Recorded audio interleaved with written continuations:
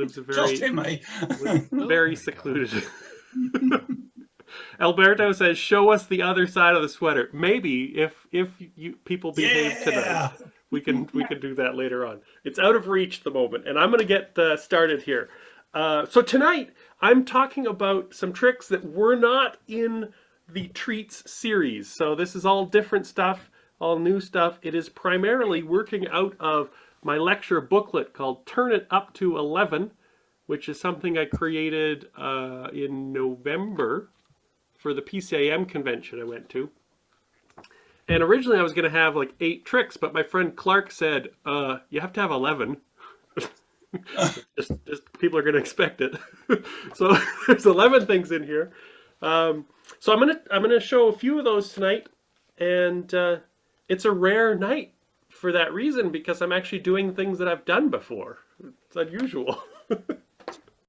Okay, so let's. I told you I was doing things I've done before, but that's not going to stop me. I'm going to share with you my most recent magical creation, which was created yesterday or the day before, and I've been terrorizing my niece with this.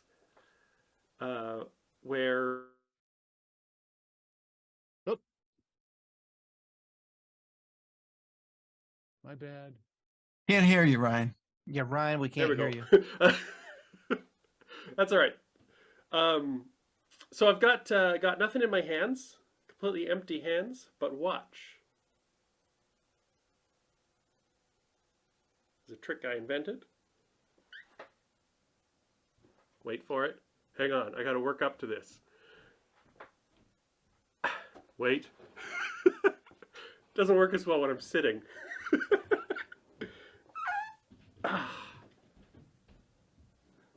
This is why we try new things every day.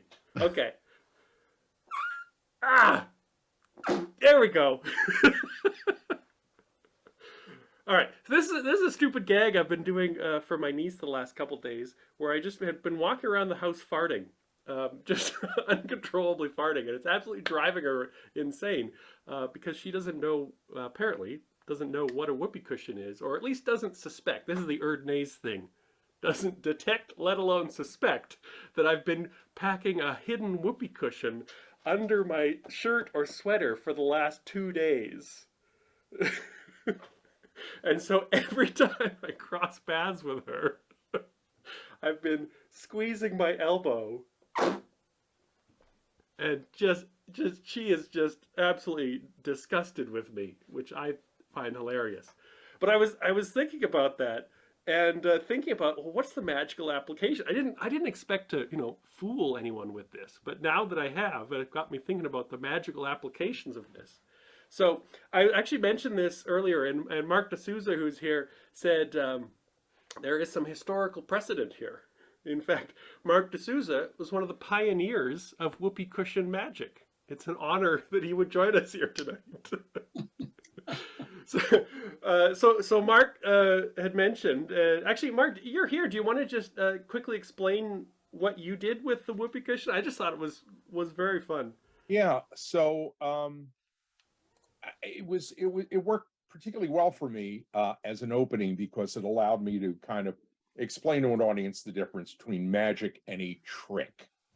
And I would go on a fairly erudite riff here on the origins of the whoopee cushion and what it did. A rubber bladder, which when inflated, placed beneath the posterior of an unsuspecting person, and they sat down and emitted a rather loud, disgusting, yet somehow humorous sound, allow me to demonstrate. And I would bring out this whoopee cushion, blow it up, put her on the seat and sit down, and of course, made the sound. And I froze, looked around, and I said, I haven't done it yet. I stand up and bring out whoopee cushion. And this was all well and good until what Ryan's going to explain now. Yeah. Yeah. So the essence of the bit is that they hear the sound, but the whoopee cushion was not deployed, which is, I think, hilarious. And it's kind of along the lines I was thinking too with this bit. So here's an example of how it could be played out using my hidden whoopee cushion gag. So you come out on stage and you do your big introduction. And I love the fact that Mark does this, because if you've seen Mark perform, he's so classy and in a nice suit. And so it's just that huge juxtaposition between what we know as classy Mark and a whoopee cushion. So here's what I was thinking. So you start your introduction for the show and you say, it's very nice to be here. And then you look, did my mic catch that? I hope, did anyone? Yeah. And you're legitimately embarrassed, and you play that out, give that a moment to exist as a legit, I don't know if this counts as magician in trouble, but give it a moment to, exist in the room, to waft through the room. And you go, it's okay. It's just a joke, and you reach under your jacket or under your shirt and pull out a whoopee cushion. I don't have a whoopee cushion, so this is representing a whoopee cushion that would now be deflated. And you go, yeah, you've probably seen these in the store, and there might be a little bit left in here. Yeah, there we go. But anyway, so that's the thing about a whoopee cushion. You can blow it up, and then it just makes rude noises. But the gag is that you're still set to make the noise with your secret noisemaker. So even though the whoopee cushion is now deflated, you can still, and it's that second beat to the gag. So this bit, and I know I said it was too early to be undressing, but let me pull this out. So Mark alluded to this. This is the modern technology of whoopee cushions, which is a self-inflating. It's got the little grommet in there, and it's got a bit of foam inside, so that when it squishes, it will push itself back up, and air comes in through there. So that's how I'm able to continuously trigger it, and how I've been absolutely terrorizing my niece for the last 2 days. Oh, very clever, yes. So best $1.50 I've ever spent in my life is what I'm saying. But I think it's just an example of this stupid idea that you can take any stupid idea and turn it into a performance piece, really. Like, I mean, all magic at its heart is some stupid idea. And that we dress in theatricality to make it into some magic. So with that said, let's look at some more stupid ideas here tonight. I'll button up so I'm not so distracting as I talk. While you're buttoning up, if I could mention, first of all, Tom Ogden had a hand in the routine that I used to do. So proper credit to Tom. But there is a handheld device that does the same thing. It's a small thing that you hold against your hand and you push it, and it pushes the air against your palm. And if you have fairly meaty palms, it makes that same disgusting sound. The actor Leslie Nielsen used to love taking that with him on talk shows, and would just use it liberally until the host finally has to mention it. It was frequently enough that he had to say something. Yeah, and that would work so good for Leslie Nielsen, because he's, a gray-haired old man. Like, doesn't work as well for the younger folks. So the older this is, the funnier this gag. The older you are, the funnier this gets. And there are apps you can get for your phone, by the way, that will give you quite a variety of different types of flatulation. Yes. And you might want to think about using that also. There we go. So this, we could probably spend the next hour just giving the real work on flatulent magic. But well, I've always thought recreating the act of lepetamine would be a wonderful thing to do. Sounds like an upcoming Wednesday night theme. That's a pretty stinky idea. Don't worry, we'll get to the bottom of this. That's fine. Bada bing. Okay. It's not his best idea, but it's definitely a strong number 2. Anyway, so I'm calling that my work on the classic gas. All right, moving. We'll get back to the actual notes here. Let's try. Oh, really? Let's try this. But you know, really, the theme of the night and what I'm talking about, and honestly, the concept behind this "Turn It Up to 11" is like we are absolutely drowning in magic tricks. And when I talk about creating magic tricks, it's often not creating from whole cloth. It's just making little tweaks and little changes, and not even necessarily to make the trick better, but just to make it closer to me and more personal. You know, I think there was I don't know if it's the same, but there used to be quite the time in the magic magazines where it seemed like everyone would publish their personalizations of tricks. They don't make them any better. They're just different. It just you don't need to publish it, but it makes it better for you. That's a win. So I'm talking about a few personalizations that I went ahead and published. And one of them is literally the first trick I ever learned. And you may be familiar with the trick with a ring and a rope, and the ring goes on the rope.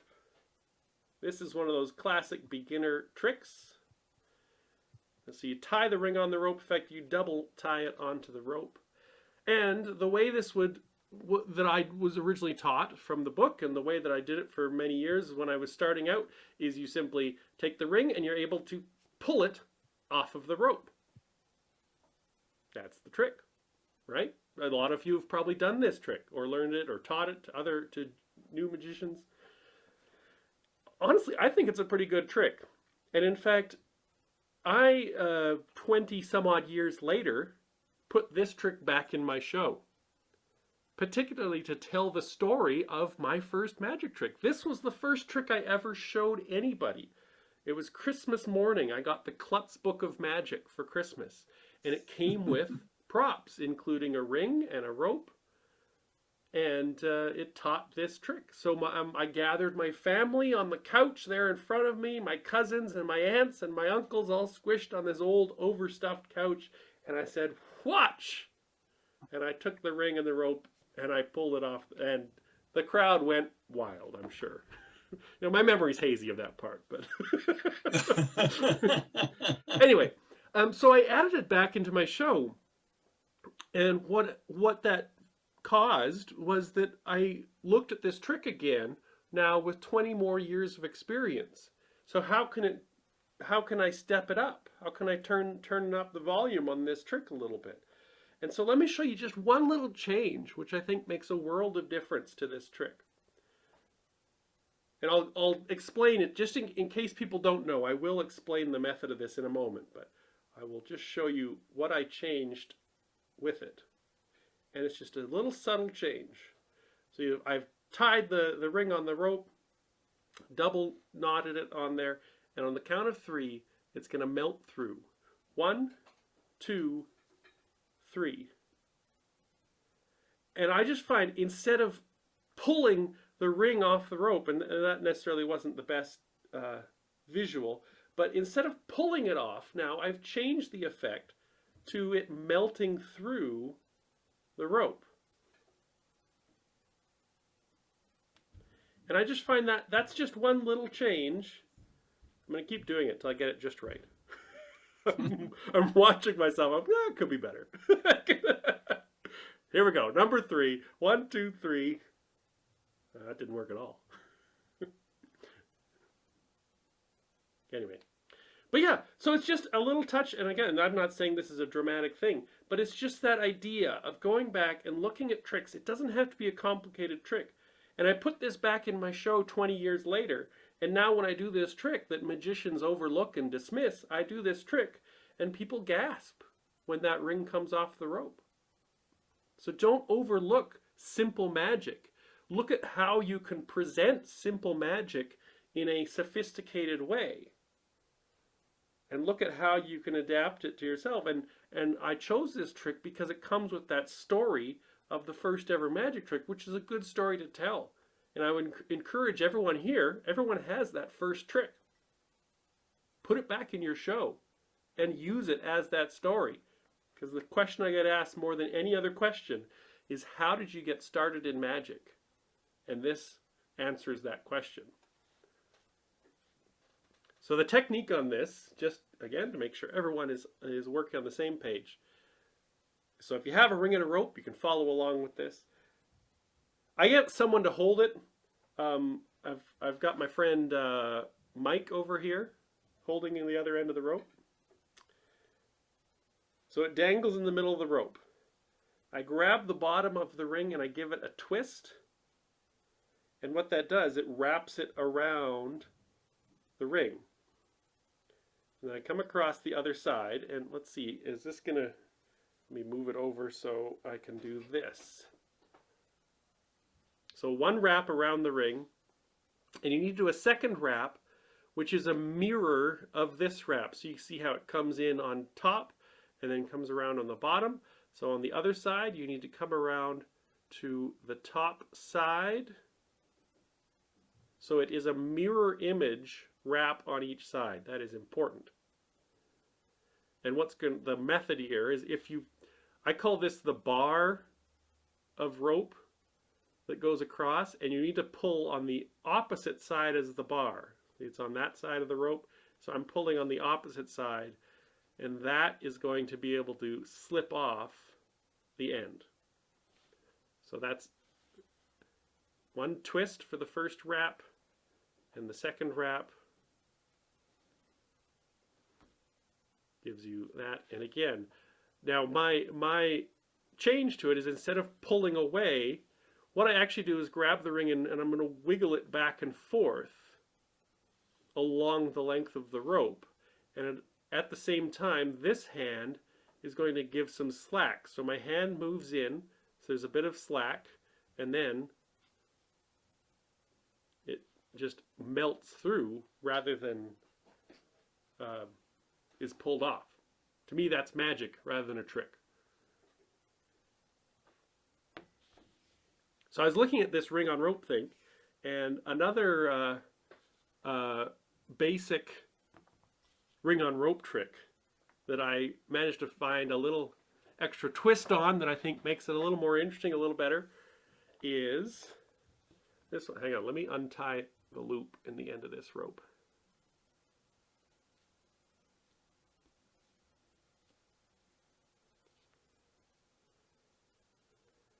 Okay.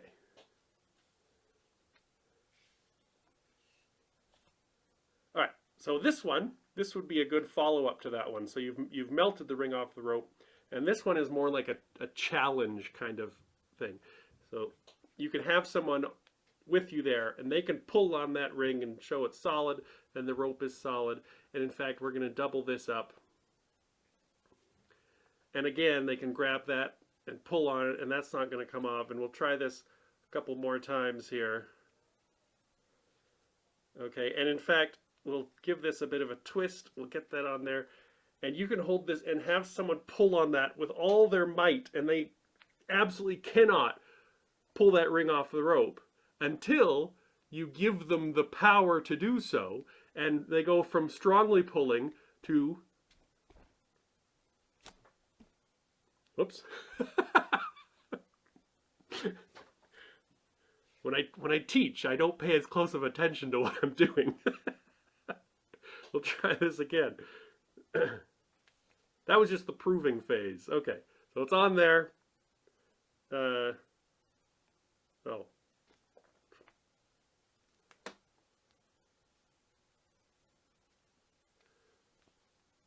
Try that again. Okay, so it's on there. Good. And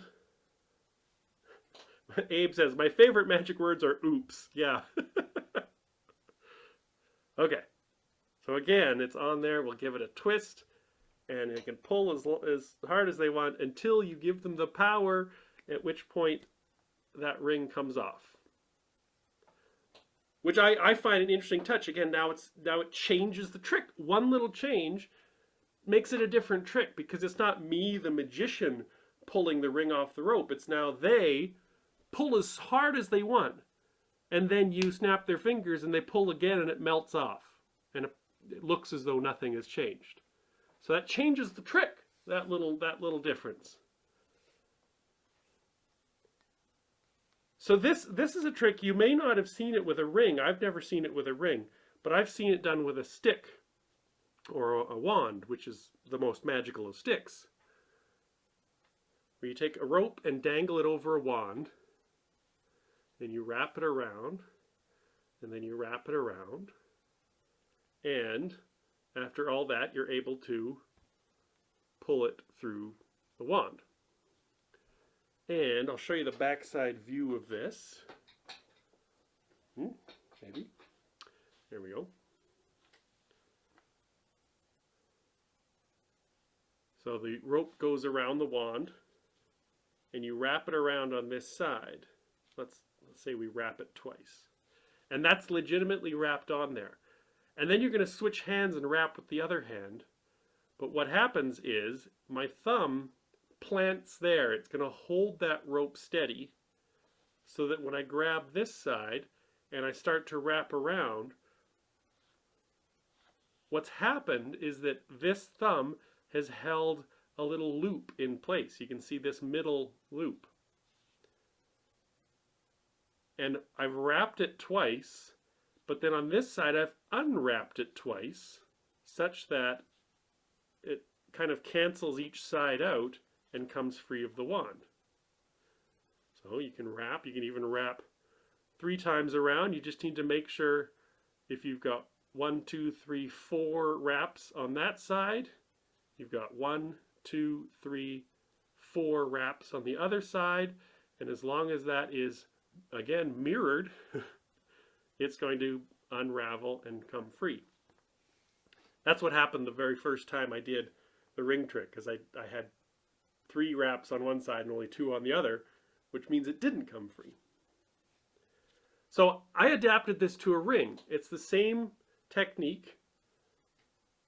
I'm just wrapping through the ring, but you can just imagine this being a stick that has been welded together. It's exactly, behaves exactly the same. So it's legitimately wrapped. I plant my thumb there and then do the unwrapping on the other side. It's a little slower to do the wrapping, but that's okay because it just makes it look like it's wrapped on even more strongly. So I'm at this point. Again, if I pull this out a little bit just for clarity's sake, to give you a nice clear view, make it all pretty. Well, it obviously comes off very easily once it's mirrored. So here's the change that I made to be able to make it a almost like a light and heavy chest kind of situation where it can either be locked or unlocked. So I do that wrap.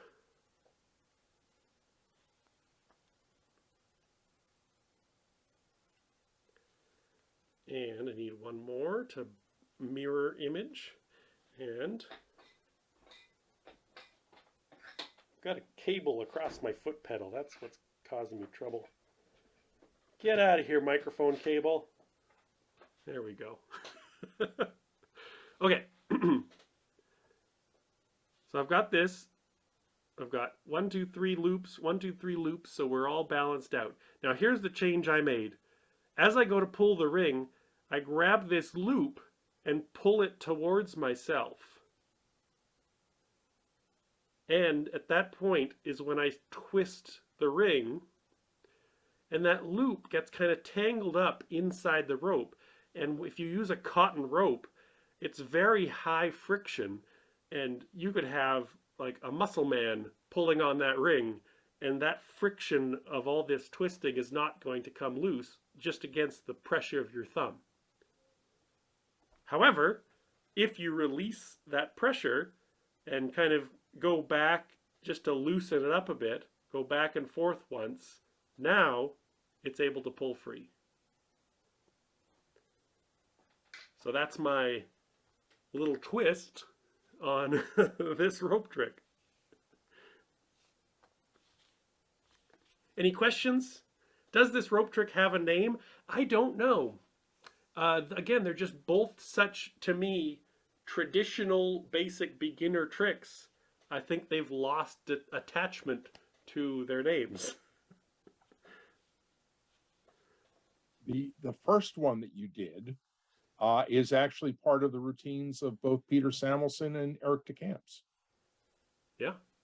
And, you know, they don't get better than that. That's pretty good pedigree for a beginner trick. Absolutely. If you were tuning in to the tips and tricks and treats, you may have caught this effect with mug shots, and I called it 8 robbers. And I'm going to show you what this trick adapted to in a different way, and I'll try and go through it at a little bit of a faster pace because I know a lot of people saw that tutorial and the trick is very similar. But we'll try this with. Hey, Conrad, are you able to come off mute and chat with me?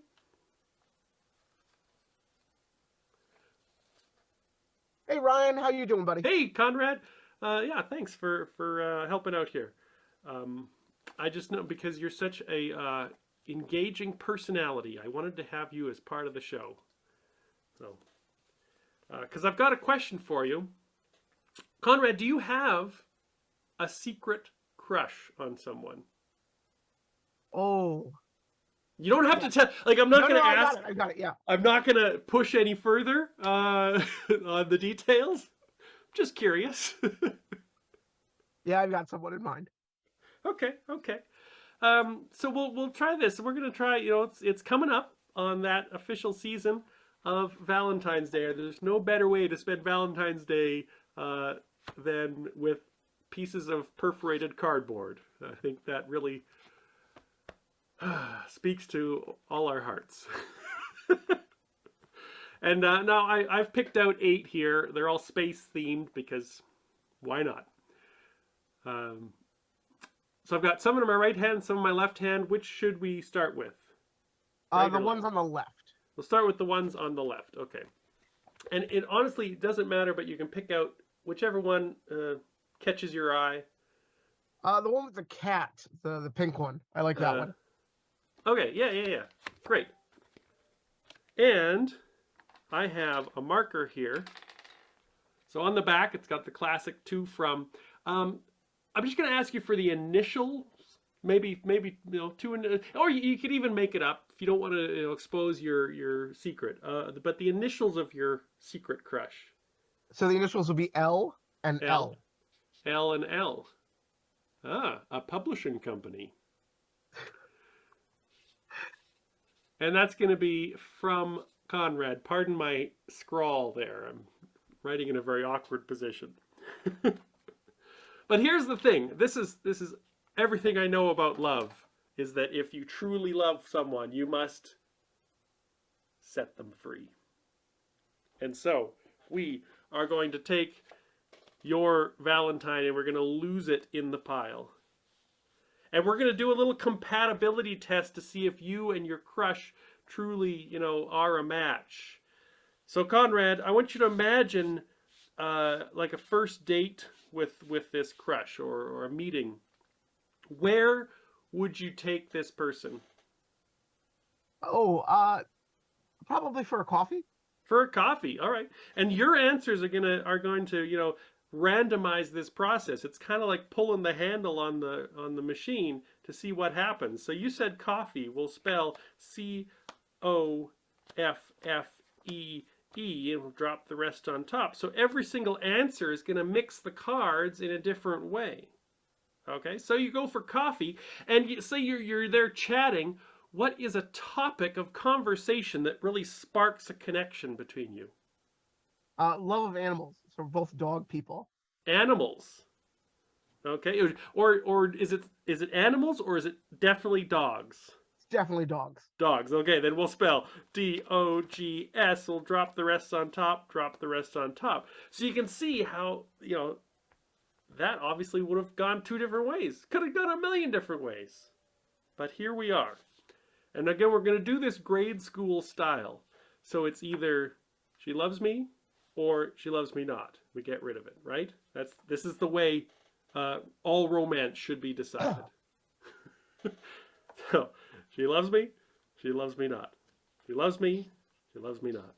She loves me not. She loves me not.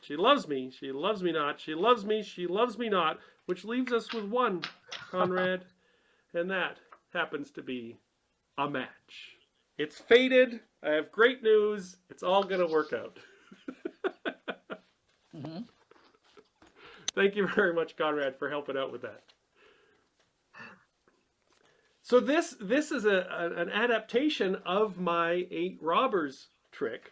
It's the exact same handling for it, which is in turn a variation of Jim Steinmeyer's 9-card problem, which is normally done with 9 cards. It's often presented as like a lie detector, where it's like 1, 2, 3, 4, 5, 6, 7, 8, 9, and they pick a pile. So they say they pick that pile. They could mix these up, and that will be our card. Queen of Diamonds is going to be our card, and then you say a lie. I ask you what your card is, and you say a lie. You say it's the Ace of Spades, so we'll spell ACEOFSPADES,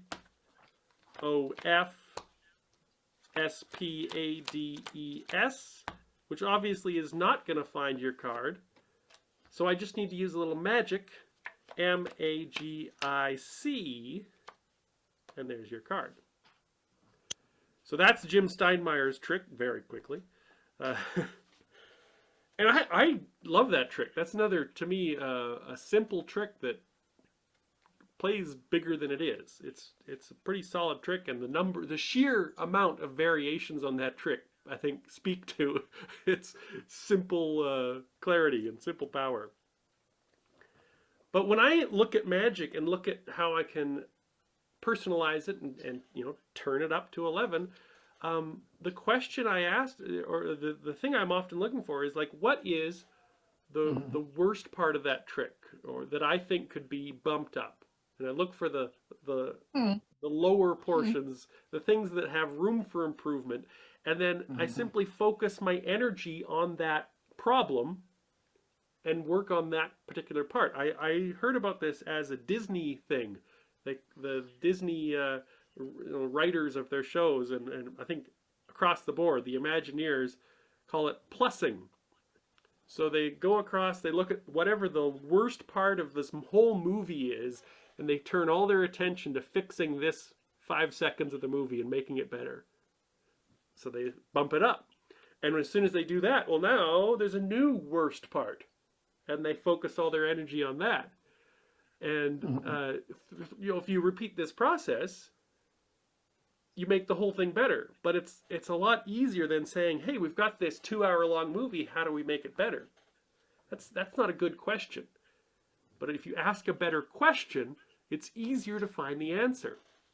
So I was looking at Jim Steinmeyer's 9-card problem, and the thing I didn't like about it was this dealing process where it's, ACEOFSPADES,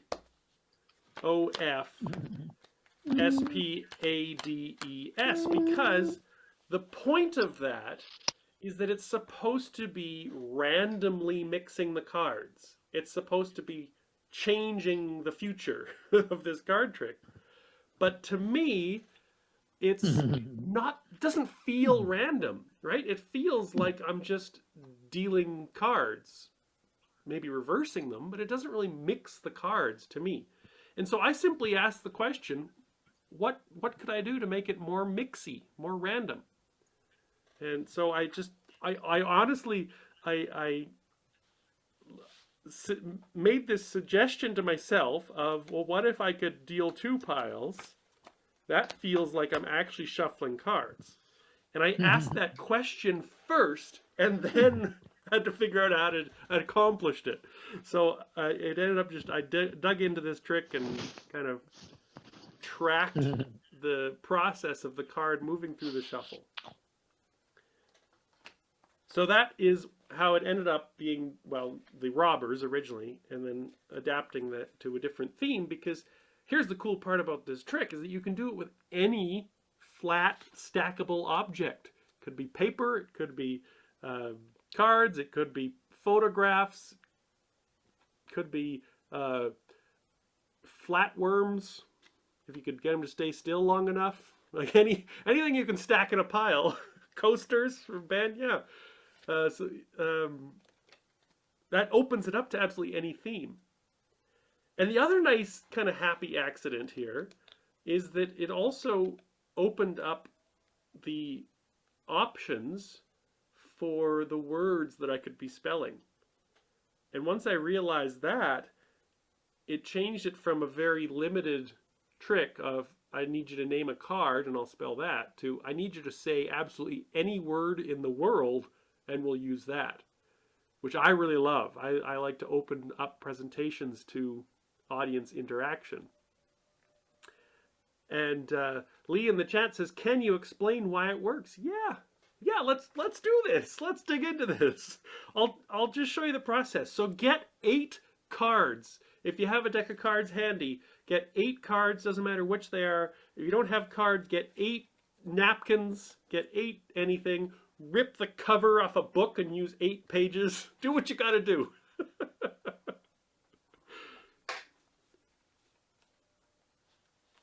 So much like Jim Steinmeier's trick, it all relies on getting the chosen card into the right position, which is 4th from the top. 1, 2, 3, 4, chosen card, other 4 underneath. So in order to facilitate that, this is why I split it into 2 hands and say pick a pile, or right hand or left hand, and then I can drop 1 pile. So the next card I put down is going to be in the right position. So I go through and they pick one, and I write their name on it, and then I lose it in the pile, but I'm actually putting it exactly where I need it to be. So 4th down from the top. When I do this spelling and the dealing, here's what I learned. With the process I use, as soon as a card is laid down in this second pile, it gets locked into position. So that's 1, 2, 3, 4. And this chosen card is now locked into position. Whatever happens beyond this doesn't matter. So for that first word, as long as it is 4 or more letters, it's going to work. And I ask for a location that they go on a date. And there's very few options that are 3 letters or less. And they might say, I went to the bar. And so I'd simply ask, well, what bar? And then I'd spell that word. Or I went to the zoo. Well, which zoo? The Cincinnati Zoo. And you'd spell Cincinnati. But bar, pub, and zoo are the only options I can think of. And it's easy to just deflect that into a longer word. So once it's on the table there, it's good to go. Whatever happens on top doesn't change the order. And if you have any cards remaining, you drop them there, pick up this pile, and drop them there. So it's always moving across in what I would consider the natural way to do things. When I first worked out this trick, it had 6 cycles of dealing in order to get the card into position. And I was able to get it down to 2 using 1 sneaky move. I take this pile and I pick it up and I put it in my hand like that. So I just flip it over. So in that process, their card moves from 2nd from the bottom to 2nd from the top. And I save myself 4 deals. So now we're ready for cycle 2. And bam. This is their card. It is now on the table, locked in position after only 2 letters. So what word would they possibly give me that is less than 2 letters? It's pretty darn difficult. That's why it's such a wide open question. Because whatever happens on top, it doesn't matter. Even if you get rid of all the cards and there's nothing to drop, it doesn't matter. It's already locked in position. The last thing to do is a down-under deal. Now, there's a down-under deal and an under-down deal. This needs to be a down-under deal, so the first card goes down. But in the presentation, I say, they love me not. And you cannot, absolutely cannot say, they love me not, they love me. That's just so wrong. Doesn't say, it's grating to say that. They love me not, they love me. So I had to change it. With the first card, I do a demonstration. I say it's either they love me and it goes underneath, or they love me not and it goes on the table. And I was just able to flip the script on that and still put my first card on the table. So from there it carries on. And if you were here, I would have Conrad do this himself. So they love me not. They love me not. They love me not. They love me not. They love me not. They love me not, which leaves what was originally the bottom card left over in your hand. So that's the process. It's just a self-working process. So it goes, if you start with the card 4 down in a stack of 8, it's going to work out.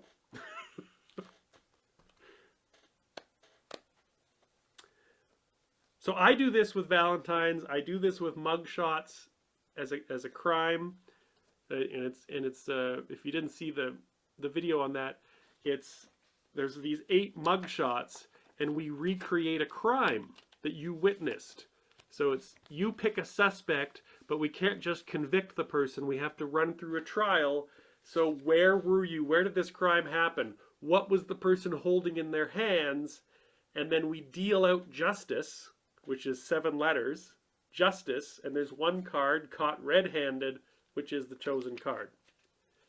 So my encouragement is to take this trick with its wide openness and adapt it to your own stories. Right? You don't need to do mug shots because I did mug shots. You don't need to do Valentines because I did Valentines. You can apply this to absolutely any theme. I know there's folks here who do library shows. Every year you have to come up with a new theme. Guess what? You could do this trick every year with whatever picture or whatever thing you need to make it match the theme. Is this all in the notes? Yeah. This is called, I call this Mix and Matchmaker with the Valentine's cards, and it is detailed in the notes here. I can't find, oh there it is at the moment. Mix and Matchmaker. So it goes through the process. I keep my stuff affordable. If you want me to send you a copy of these notes, it's $10 plus, I think, is it $2 for a stamp? $3 for a stamp? So nice and affordable. Oh, yeah, I know. I thought we'd take a quick snack break. Someone asked on Facebook today if I would be providing snacks tonight, and I decided, yeah, let's do this. So this is something I've created in the last hour. We're gonna choose our snack for tonight.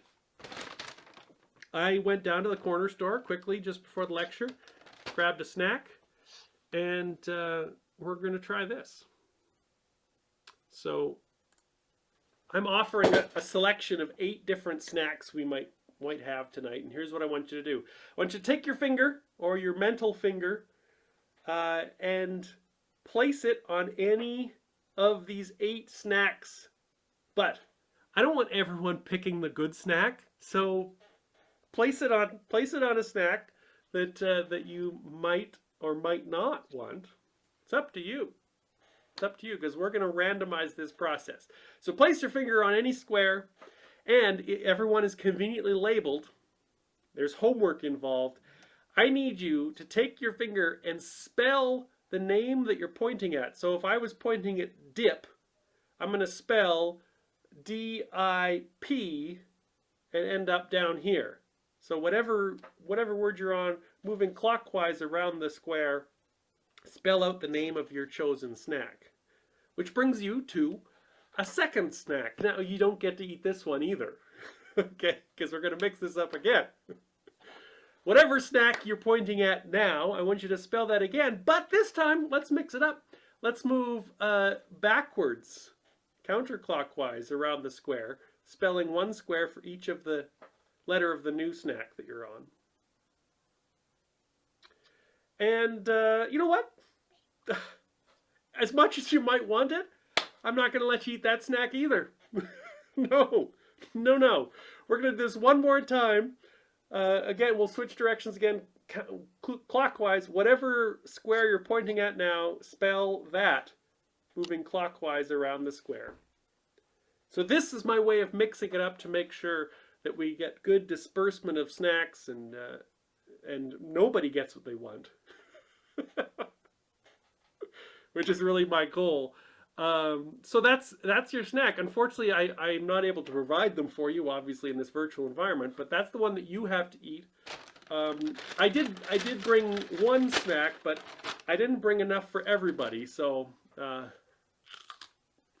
that's gonna be mine. Did I get it? Did it work? Yeah, yes, you did. Celery. All right. Scott says literally nobody wins. Yeah, you don't even get celery out of the deal. All right, I'm going to stop eating that. Actually, it's quite refreshing in the middle of a lecture, but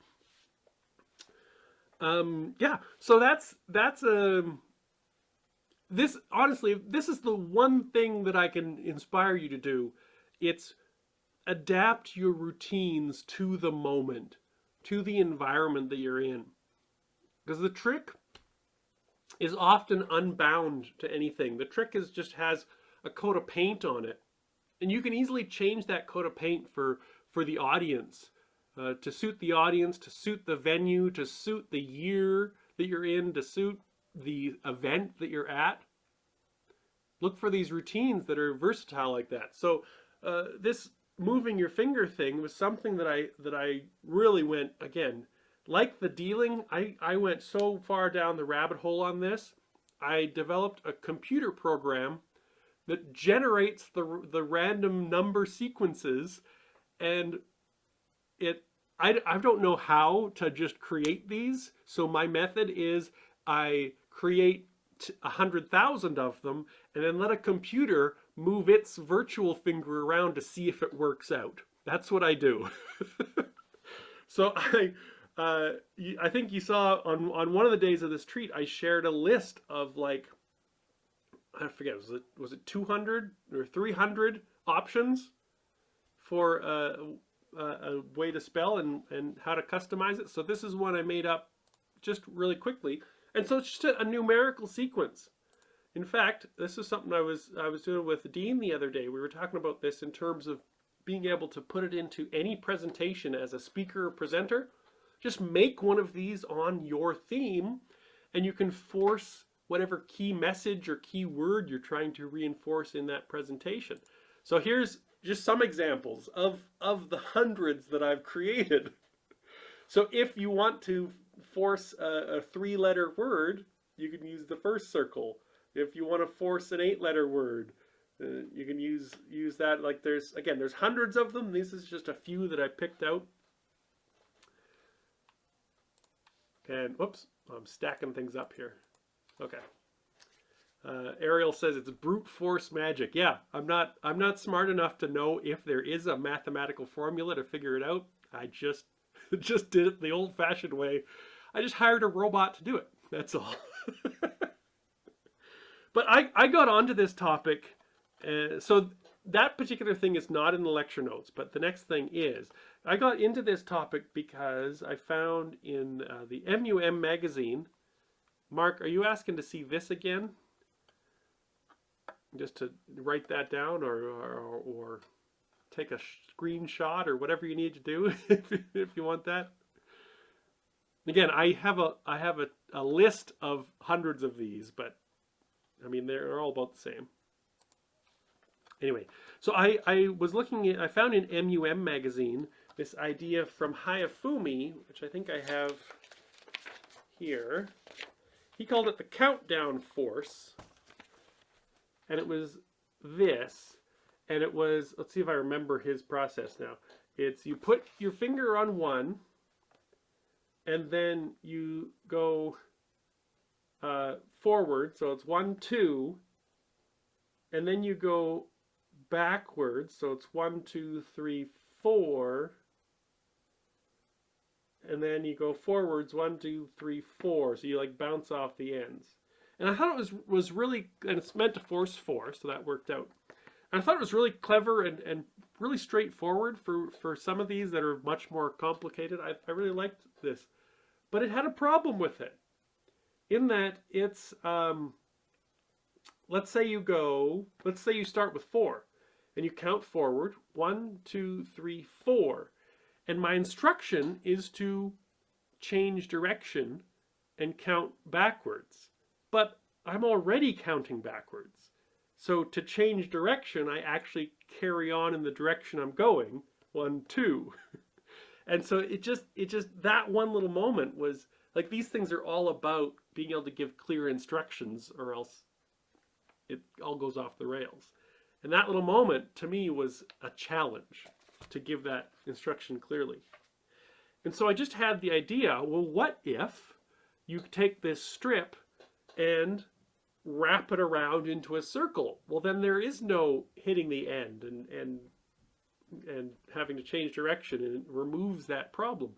And so I saw that as a potential solution, but I didn't know how or what to do with it. So I went down the rabbit hole and just figured it out and started working with it.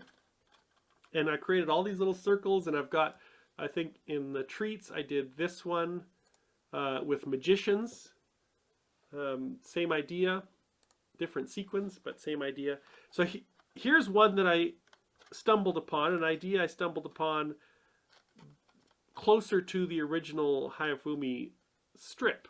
Is this. I need everyone in the room to pick a random number, but I only brought one die with me, so we can't all roll it at the same time. And even then, if you're sitting over there, you can't necessarily see all the sides of it. So here's what I'm going to do. I will open this up flat so that everyone gets to play along. So now I've got a strip similar to Hayafumi's strip.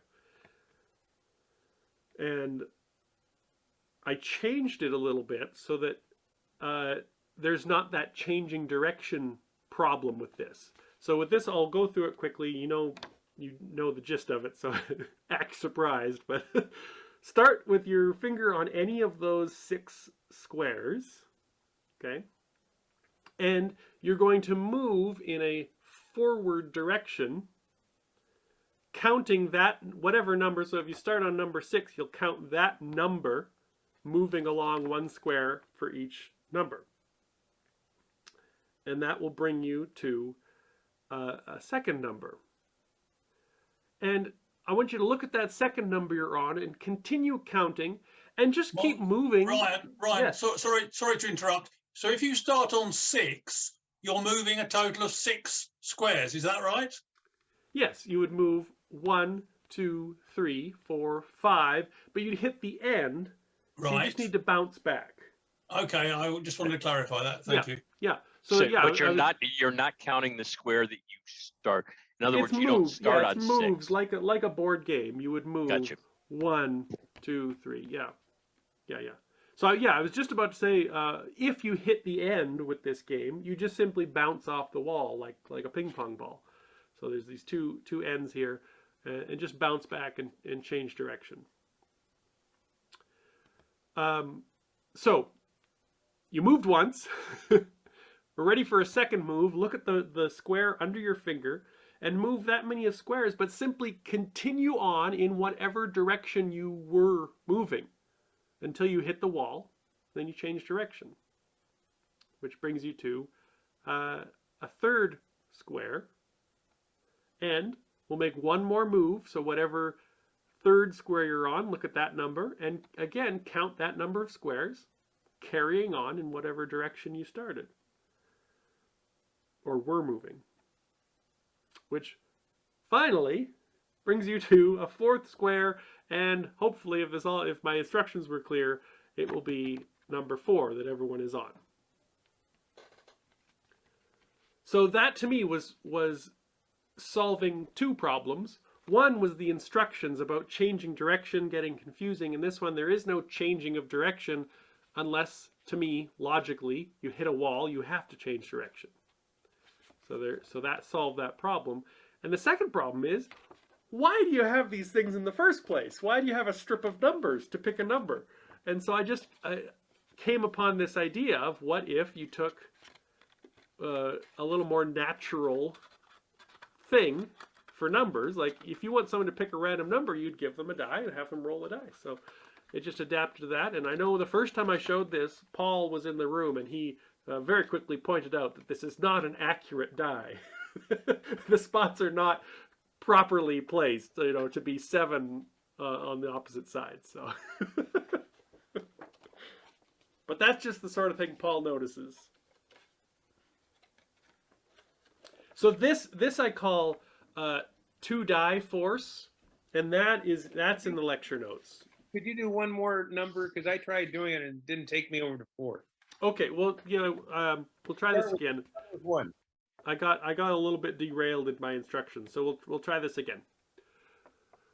So start on any square, and you're going to move that number, whatever square your finger is on. So if we start on 4, we would move 1, 2, 3. If you hit the end, just change direction. 4. That would be the first move. So that brings you to a new number, and whatever direction you're already moving in, carry on in that same direction and count the new number of squares. Which brings you to a third number, and we'll do this one last time, carrying on in the direction you are moving until you hit the end. Count that number of squares. And did it work for you that time to end up on 4? Yes, it did. Thank you. Ha! Yeah, these things are just so much about clarity in instruction. And I find the strip is just generally more confusing than the circle. It's just there's less chances to go wrong with the circle. But I thought it was an interesting idea with the die. So that's the only exception that I use. Okay. How are we doing out there? We had snacks. We've done card tricks. We've done...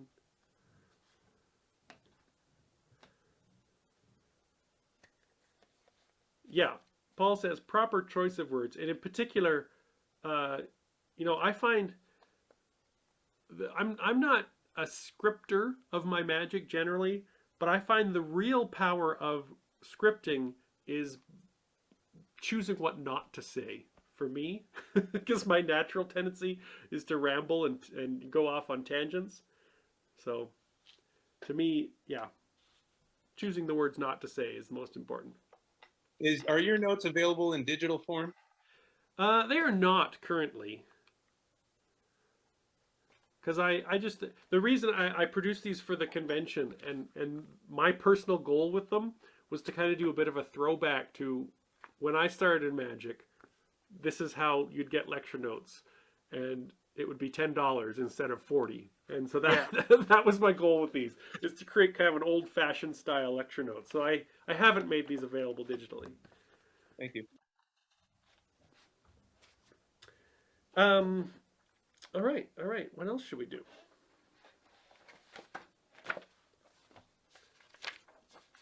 Everyone enjoying your celery? Delicious. Good.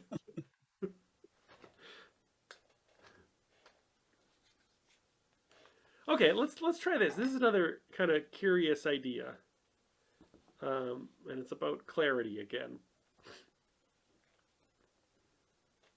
So this actually, my inspiration for this was Drew and Donna, because they forced me to read this book more closely. It was a theme night. I know Mark is probably getting it here. Yeah, Mark and I in particular were working through this book, and every week we'd learn something in order to show at Drew and Donna's meeting. Ryan, I take the word forced with object. I like to say strongly suggest. Quite right, Drew. Quite right. Inspired me. There's an magician's choice, I think. Yeah. Yes. Michael in the chat said, I dipped mine in chocolate. That's a terrible thing to do to a book, Michael. I don't know why you would do that. I think you mean I think you meant the celery. The celery, yeah. But but even then, that's pretty terrible. Okay, so there's a trick in here called the posi-negative knot. And let me show you what that is. So you have a piece of rope. And in order to make a knot, you would take the loop and put the end through the loop. That's a positive knot. But if I use my left hand, it becomes a sinister knot and put that loop through. And if I have a right-handed knot and a left-handed knot at the same time, they cancel each other out. Whoops, no they don't. There's that magic word again. Okay, try this again. I ended up with 2 knots there. That's the opposite of what's supposed to happen. We'll try this again. Okay, I tie a right-handed knot and a left-handed knot, and if I do those at the same time, it makes no knot at all. That was the trick in the self-working rope magic. And I found the proving phase. That's right, Scott. I was proving that ties knots. But if you do the posi-negative knot, it cancels each other out, and there is no knot formed. And I thought that was an interesting idea. It kind of caught my interest, but I found the trick itself a little confusing. Obviously, I just confused myself with it, because you have to switch hands and put this over there and put that over there. It creates kind of a mess, and it's like, who knows what happened? But I thought it was an interesting idea, so I kind of played with that and stripped it down to the bare bones. So let me show you what I kind of figured out. How to tie a knot is very simple. You cross the ends to make a loop. You take the end and put the end through the loop. That is how you make a knot. I don't know how I could do it any more clearly. That's how you tie a knot. The curious thing is, if I do that same thing, I cross the ends, I make a loop, I put the end through the loop, I snap my fingers, and now there is no knot. And that idea kind of was interesting to me because it's so slow and so clear, and there doesn't seem to be any deception involved in it. So I can take that, put the end through, and it forms a knot. Or I could do the exact same thing, make a loop, put the end through the loop, and no knot is formed. So it becomes this bit of a puzzle. It's like the hunter puzzle knot, you know. If I can tie a knot without letting go of the ends, how is it done? I don't know. It's a puzzle. So what you're saying is it's not magic. It's not magic. It's just a puzzle. It's not a puzzle. Not you know. Yeah. Anyway. Okay. So, to me, this has a little bit of an element of the fast and loose. You know, where you make the chain and the figure 8. And yeah, Dean is just saying the same thing. You make the figure 8 and you have to put your finger in one side, and one side holds fast and one side holds loose, or comes loose. And it's a gambling game. So this could almost be a similar idea, where you tie a knot and you know, you can show clear as day, and then you could, you know, bet someone whether or not this is going to be a knot, and they won't necessarily be able to tell because the actions are so similar either way. So let me show you what I'm doing that is different, and it's actually methodically very similar to fast and loose as well. So take your string, your shoelace, your rope, whatever you got to do, hold it at your fingertips. Actually, this would be a good tabletop moment. Hold it at your fingertips and cross over. So your right hand crosses over the string in the left hand. Okay? Take your loop, and with your thumb, you're going to pinch that with your thumb and finger over here. and you're going to put that loop over the end. And if you pull these two ends, you're going to form a knot. Now, let's do the exact same thing without a knot. Take your right hand, cross it over your left, pinch the loop. But this time, as you put the loop on, you're not going to lead with the thumb, you're going to lead with the finger. So you actually end up flipping the loop in the process and putting it with the finger first over the end. And now, when you pull, there will be no knot formed. So that, when done naturally, makes very little difference, because you either put it that way, which would be the way to get a knot, or you put it that way. And it's such a subtle difference whether you're making a knot or not making a knot. So that's the basics of this. But again, the question I always ask, what else is there? What else could this be? And I figured out a whole system. So even if you know what's going on, let me show you this. Watch, I'm going to cross the ropes. I'm going to pinch, and I'm going to lead with my fingers. So that should not be a knot, right? So why, when I pull on the ends, does a knot form? Whoa! This is becoming a multi-layered puzzle. So how about this? I'll put the loop on leading with my thumb. That should make a knot. Or not. So let me show you what's happening. This is why I call it the polarity knots. Because it's about the polarity of two moves, positive or negative. If you get two positives, that's going to be a knot. If you get two negatives, that's going to be a knot, because two negatives equals one positive. But if you do a mix, you have one positive and one negative, that's going to cancel out and there's no knot. So let me show you what I mean by that. Take your right hand, cross it over the left. That is a positive move. Take your left hand, cross it over the right. That's a negative move. Okay? So positive, right over left, negative, left over right. So let's do a positive move here.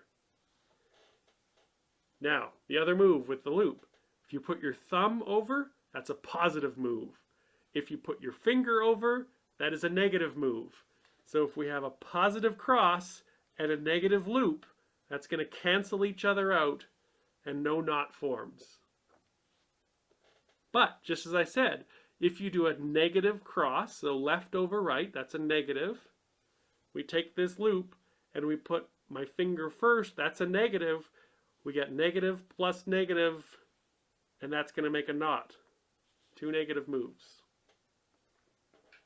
So now, this to me is like one of those things you can string someone along with this if they're really keen on this and really curious, because they could think they've got you figured out, and then you do one little change and you're able to switch directions on them. So with those, you can kind of duck and dodge as someone's trying to figure out this puzzle. But there's one last thing I figured out with this. To me, this last move turns it into the true gambling game. Because if you're going to do it as a gambling scam, you need to be in full control. And if you make a negative knot, and they say, oh, I bet you $10 that's not going to be a knot. Well, you don't want to lose $10. So you can pull on the ends and have a knot. And that is what I call the emergency reversal procedure. Oh, hang on, I got a question here. Conrad says, can you show the difference between going finger first versus going thumb first? Yeah, I'll do this in the upward view because it's easier to see how the rope hangs. So I do my cross, and I'm pinching. My thumb is towards me, and my finger is towards the audience side. and I move down. So my thumb is towards me, finger towards the audience side. And so now if I put my thumb first through the end, right? So my thumb leads the way, or my finger leads the way. That's the positive and negative moves. Okay, so back to the emergency reversal maneuver. So in this case, I'm going to do a positive cross, and I'll lead with my thumb, so that's a positive loop. So positive, positive should be a knot, right? But if I pull on the ends, no knot. So the emergency reversal undoes whatever you did. If it wasn't going to be a knot, it would be. If it was going to be a knot, it wouldn't be. Let me show you. So I'll do a positive move there and a positive move here. So you're all set to go, but then they want to change directions. Here's the emergency. I'm pinching with my thumb and finger here. This is my emergency finger. It's good for many uses, but this one, for this rope trick, it helps. And basically, instead of pulling on this end up here, I'm going to use this finger to pinch this part of the rope and pull from there. So if I pull here and pull from there, it actually switches the ends, or in a way, it pulls this end through the loop again. So let me try and show you here. So I would put that through, and then this finger pinches there, so I'm pulling this end and then pulling from my fingers. It's going to take this end and pull it through the loop, so it undoes whatever was going to happen.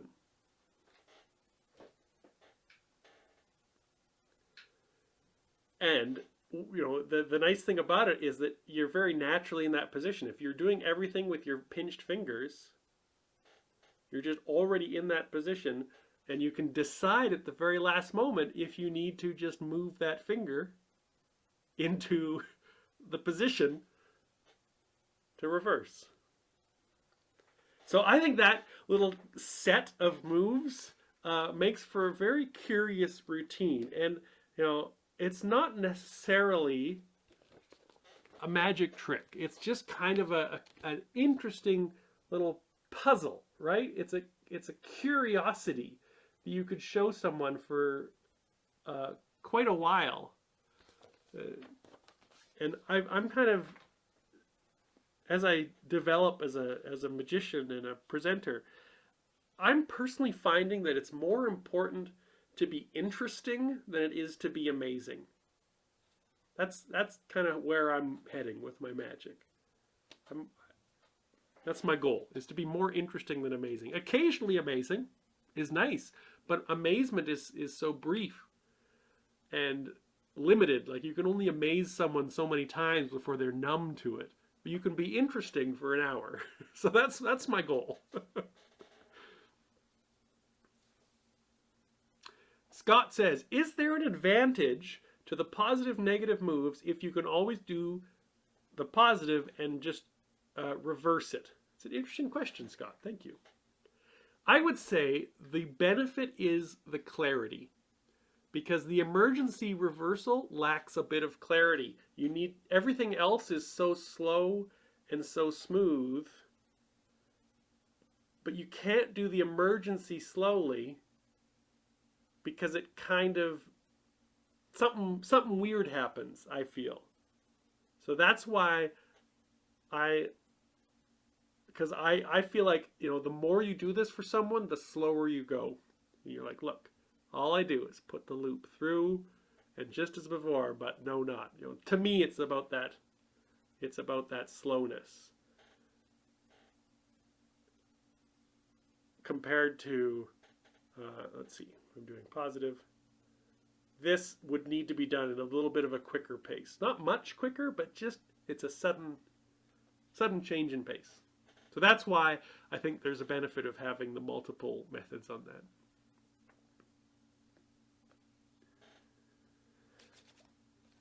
Okay.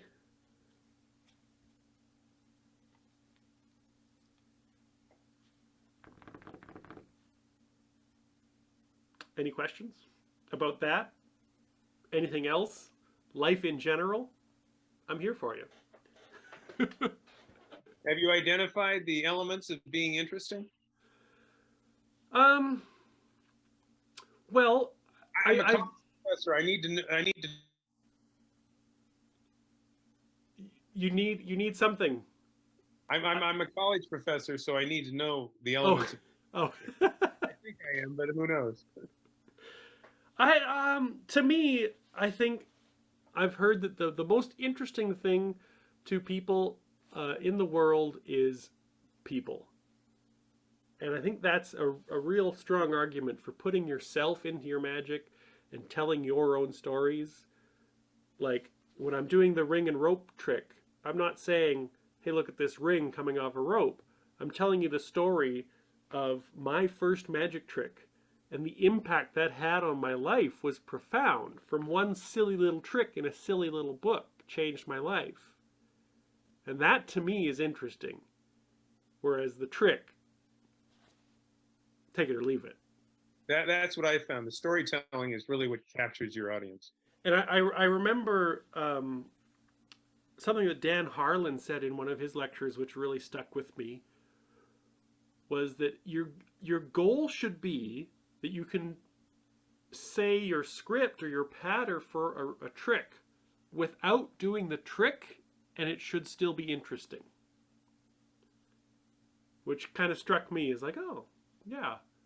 If there's a real story there, it should be able to exist without the trick. Hopefully the trick enhances it or makes it more, multi-dimensionally interesting, but there should be something to that story that exists on its own legs. More recently, at the IBM convention this past summer, Brent Braun was speaking, and Brent works with people who go on TV, and they get their shot on America's Got Talent. They have 3 minutes to do their thing to millions of people, and it's their big chance. And so he advises people, he says, think about if you had 3 minutes to do a broadcast to the entire world, just speaking, what would you want to tell people? What would you want to tell the world? What is so important that you would use your 3 minutes to broadcast that message to the world? And then put a magic trick to it. That's what Ed Solomon used to do, my old friend from San Antonio. He used to do storytelling magic, and if you analyzed it, the actual magic might just be a few seconds, might be something very simple, a wet cotton wool ball in a thumb tip or something, and yet the impact was so powerful, people sometimes cried. It was remarkable. Yeah, I think that the people who are into the bizarre magic have really kind of figured that out, that the magic is kind of unimportant in the big picture. No, and that's not to say we all need to be bizarre magicians, but I think you can still be that goofy, fun magician, but it's more about you, the goofball, than it is about the tricks you do. And I think we have this tendency as magicians to always be searching for the trick that is going to make me big. Or it's like we see Tom Mullica and we're like, oh, I need to do that card to apple trick because that's a fantastic trick and I want to be as funny as Tom Mullica. But that's not the way it works, right? Tom Mullica is Tom Mullica whether he's doing card to apple or not. If he's doing ring and string, he's still entertaining Tom Mullica. It's not the trick that's going to get us there. It's taking any stupid old trick and putting yourself into it that I think is really the key. And I think that's one of the things on the quest for being interesting. As a college professor myself, I've been on the lookout for it as well. And I think for magicians, one of the things that makes your story stand up is if you have a life outside of magic as well that you can infuse into. Yeah.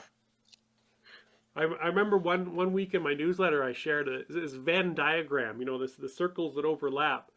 And it's like, the combination of your vocation, what you do for a living, your personal life and your passions and your magic, and it's where all those intersect. How can you present the ring and string trick differently because you're a college professor? Right. right?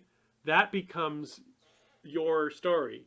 And you are the college professor who also makes, I don't know, miniature furniture. I don't know. But you know, I you get find it, though, yeah. that combination of the ring and string by a college professor who makes doll furniture, and that becomes a wildly unique presentation that no one else could possibly do because it's you. You know, if you just make that unique combinations, the permutations of life, that I can't do that the way you can do that because it lines up with who I am. So I think, you know, this journey of mine to be more interesting is honestly, it's about being more myself. Yeah. And being, you know, being okay with being myself. Well, Another I've thing, kind of always thought too that if they remember me, then that's how I know what I did was at least passable. yeah, yeah. Well, that's the old quote from Maya Angelou. It's like people don't remember what you do, they don't remember what you say, they remember how you made them feel. Yep. Yeah, and so like at the end of the day, who's going to care what tricks you do? So don't focus so much on picking the right trick because there is no right trick. It's taking that stupid trick and investing enough into it that it becomes something interesting and something valuable. Yep. So, I mean, you know, this lecture is a lot about ideas or little twists, and it's like it's kind of interesting from the academic pursuit of magic. Yep. But the question is, how does this really make an impact on the audience? And, you know, I hate to say it, but a lot of my little clever twists don't much matter at the end of the day. Right. Well, you've always been one of my favorite idea people, though. It's always fun. Yeah. Well, you know, my goal, thank you, first of all, thank you. But my goal is to really spark that inspiration for you to ask more questions, as Dean is saying. But like the Valentine's trick to me is a good example, a positive example of this, because it enhances the stupid trick underneath and turns it into a personal connection. And it's hard to do on Zoom with Conrad, but if we were sitting around a table, 4 or 5 people, this could become a really personal conversation that happens to have a magic trick underneath it. Have you seen Jim Scott's book on the 9-card problem? Jim Scott? No. Yeah, I linked it up in the chat. You can get it on Amazon. He has just endless applications of the 9-card problem. He aimed it toward teachers and folks like that, but it's all about the 9-card problem. Right.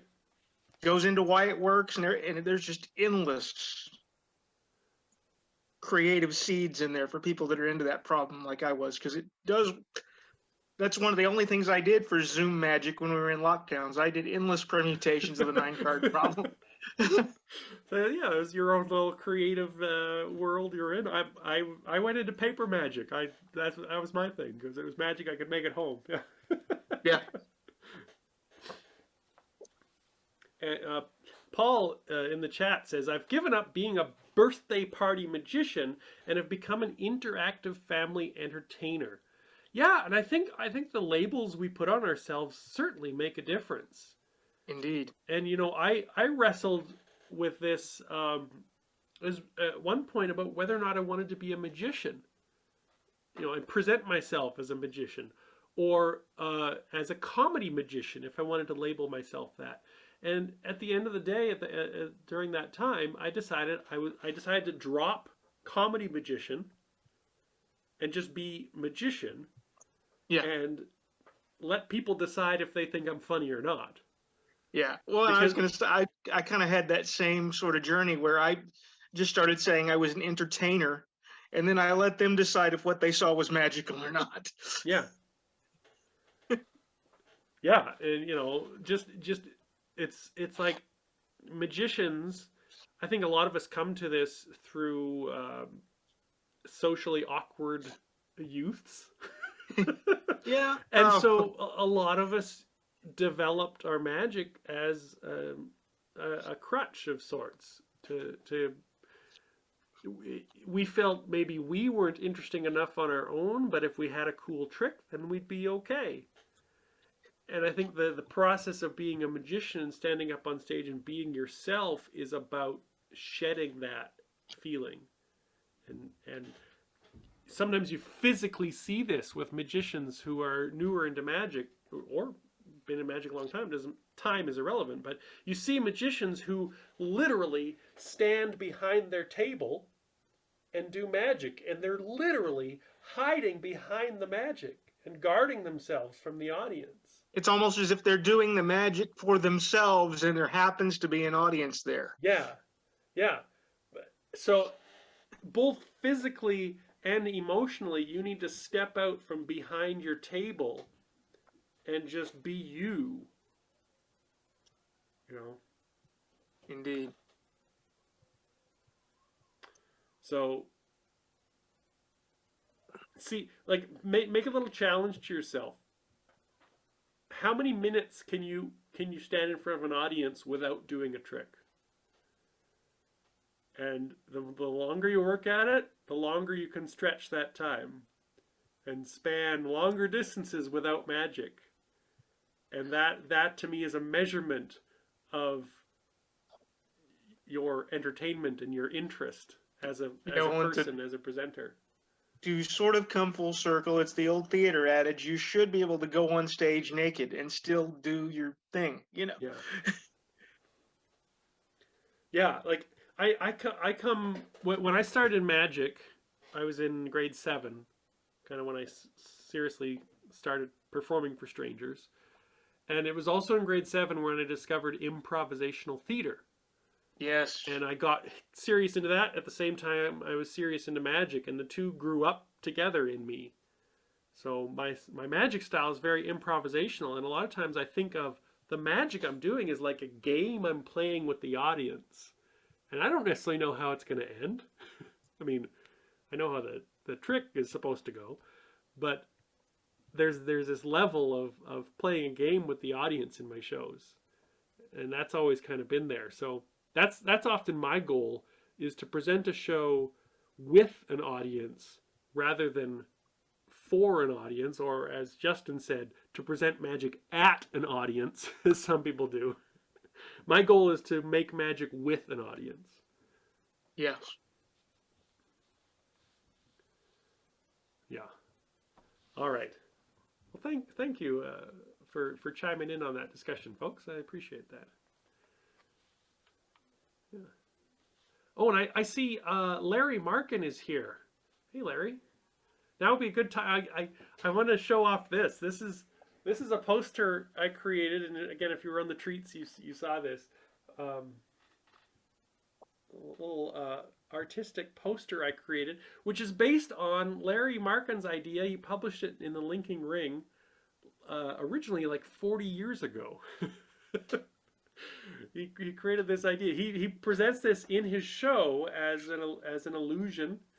And I don't know if you've seen this before, you kind of know what. But this is if this is your first time seeing it, it might take a minute to decode what is happening here, and for it to click. And maybe it hasn't yet. But the goal of this illusion is to think about it from a negative state of mind. I guess you need to look at what isn't there in order to solve this puzzle. So not the shapes, but the space between the shapes and the holes that are left behind. And you have I, L, L to create an illusion. So Larry published that in the Linking Ring magazine, and I found it when I was doing the Inside the Ring show a couple of years ago.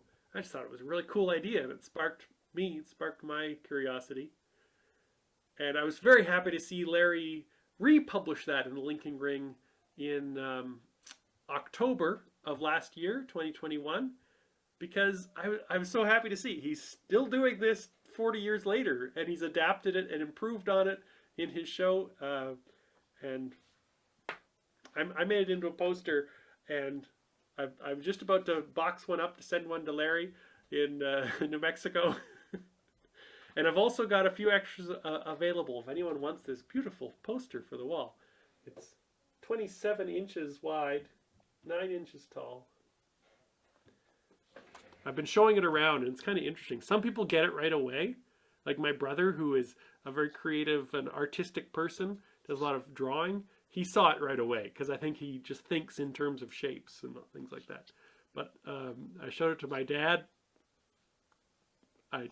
He couldn't get it. I'd given him hints and, you know, backing up. I think the further away you are, the easier it is to see. But so some people get it, some people don't. But it's just interesting little illusion. But thanks to Larry for inspiring me down that path. Okay, I'm going to show you one more thing. Yeah. Oh, I can show you two more things because I can show you one thing really quick. This is my rope. And I was in Scouts as well when I was a kid. And so before I learned magic, I was learning some fancy knots, like how to tie a knot using only one hand. Ooh. There's fancier ways to do this. I could tie a knot in midair using only one hand. Just to make a little loop. Aha! How's that? That's talent right there. Of course, as I learned, this is not magic. This is just pure skill. And as I learned how to do it, I could get faster and faster. Watch right there. I'm going to tie a knot. 1, 2, 3. And there you go. Faster and faster as I went. And then once I learned to do magic, I decided to take my old skill and adapt it to a new skill. And we'll try this. We're all magicians here. I'm not going to worry too much about it. But I'm going to imagine someone saying stop as I go through. And we'll look at the card that you stopped me at. Okay. We'll take this deck of cards and drop it in the old rope bag.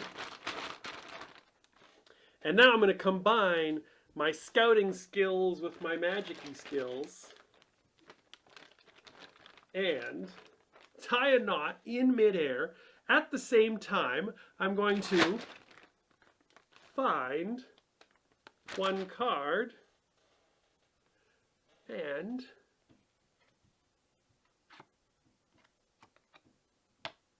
there we go. So this is another example of just a quick little twist on an old trick, right? I wasn't spotlighted. I hope everyone got to see that. A new twist on an old trick, because this is the card Lasso, which is I forget my credit here. Hang on. Got to give credit where credit is due.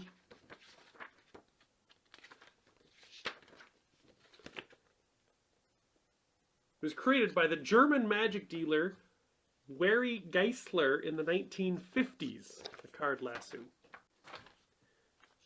And if you're not familiar with the gimmick, it is a little knot that you're able to connect to a piece of rope. So I talk about creativity being connecting the dots between things like puzzle pieces clicking into view. And this was a perfect example of that process. I was working on cards across, normally in envelopes, and I was thinking about how to use little Ziploc baggies instead of envelopes. And so I had that sitting on the table, and I had my lasso rope sitting on the table, just in the mess of my office there. And the two happened to touch, like physically touch on my desk. And so I came in one day, I'm like, oh, those two things, they could go together. And so I worked on what I call the clear view lasso. Or if you prefer the other pronunciation, is the clear vo lasso, whichever you like. Normally this is done in a paper bag or a box or some sort of opaque thing, and you cannot see what's going on. And so I absolutely love the idea that this is now a more visual effect And, oops, just resetting my gimmick here. So, again, this is, I'm sure everyone's crossed paths with this trick at some swap meet or something. I've done it in my show for a long time before I figured out this new version. But one thing I added to the gimmick, which I don't know if anyone else has done. So there's the magnet to connect with the main rope. I actually added a second magnet in my gimmick right there. I don't know if you can see a little bulge in the rope. There's a second magnet in there. And what that does is clamp the card in to make sure it can't easily fall out, because I had that happen. And so I had to solve that problem.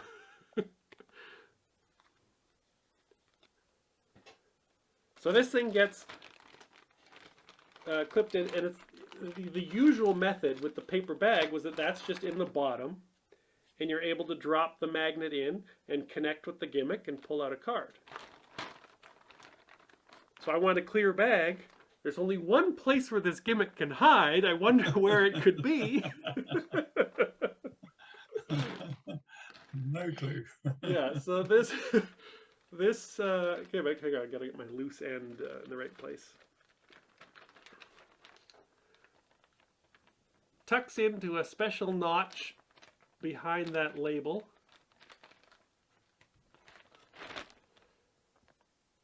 So it's locked in quite securely. This is a piece of plastic behind a vinyl label that I stuck on there. And the label is bigger than the card, which gives me better angles because I can turn that bag side to side without flashing anything. And it's in there strong enough that I'm able to reach in and out of the bag without dislodging that gimmick, right? It needs to be rough enough for me, because I'm a bit of a bull in a china shop when I do magic. So I've adapted my magic to be able to survive me. That's another thing. You know, learning to be yourself, I've learned that I can't do delicate magic. I just ruin it. So this is locked in there pretty good. So performing side view, the knot or the rope gets dropped in, it connects, and then I give it a shake, and it drops out, and it becomes this very visual snagging of a card out of the deck. So again, just it's a little twist, a little touch, but I think it just dials up the trick, makes it a little bit better, a little bit more interesting to watch. And the other thing, which I think helps this trick, is the way I lead into it with all this, because I'm giving plausibility to the thing. It's not just like, you need to think about what the actual trick is. And especially with a opaque bag, think about this. The rope goes into the bag and it comes out with the card. What's the effect? What actually happened inside the bag? Because it could be multiple things. It could be your rope suddenly springs to life and like a snake winds itself around the card. It could be, you know, I don't know, it could be we don't know. We don't know what happens. So by doing this lead-in, I'm weaving this story, which I think becomes more interesting. There's more elements to it. This story becomes a little bit more advanced. I get to talk about myself being a scout, which is true. I get to show off a few trick knots. You know, normally you do these things and there's not really good reason to do them. But this gives you, it's hard to do this end for the camera. But it gives you a little reason to show off and do some of these little trick knots. So it's not such a bad thing. But it also explains what happens in the bag. I'm able to find this card because I've already established I can tie a knot with one hand, so I just do that one more time, but around the card itself.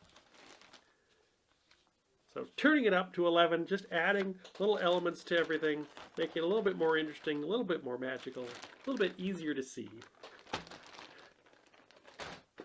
Okay, that was a quick one. One final trick.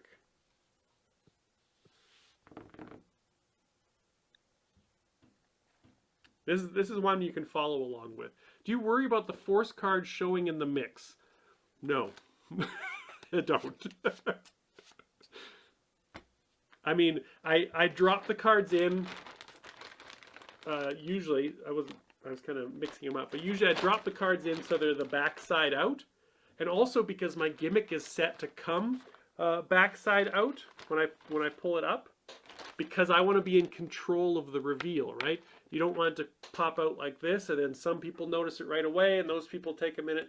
You want to be in control, and so effect 1 is that you managed to snag a card. That alone is impressive. And effect 2, it's your card. And now you're in control of getting everyone together and focused on the big finish. So the cards go in back towards the audience. The gimmick comes out back towards the audience. There's basically zero chance that they're going to spy the card in there for the 15 seconds that it's visible. Because this bag just gets tossed aside right away. So no, I don't worry about that. Okay. Last trick. We'll try this. Take out... Is anyone else here screaming? I heard a belch. That is my niece upstairs. I just thought that was your built-in misdirection. I thought that was in my house. That's the niece I've been terrorizing with the whoopee cushion. She's waiting for you to fart. Yeah. She's not in your cellar. She's upstairs, Ryan, is she? Yeah. Yeah. Yeah. I mean, I thought I soundproofed the attic better than that, but I thought he was going to. I thought he was going to say he hadn't taken her out of the trunk of the car yet. Someone making her watch card tricks? Yeah. That's torture enough right there. It's no coincidence that I just said I was going to do a card trick and the screaming started. Absolutely. Okay. I'm going to show you one more trick.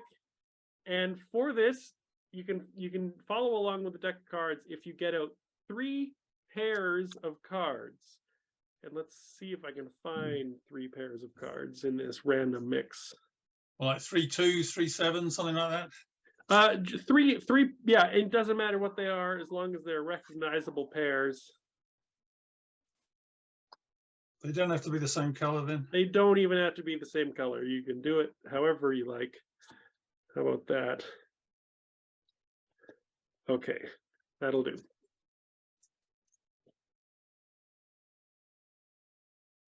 So this is a trick, another one I found in the linking ring, and I've added a little something to it.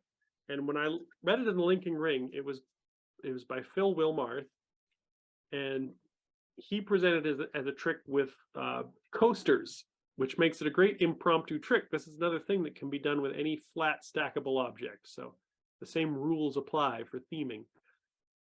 Sorry, Ryan, just to be clear, 6 cards in total, right? 6 cards in total. 3 pairs. So this is what I've found. So I've got 2 2s, Okay, 2 10s, and 2 4s. That'll do. Okay.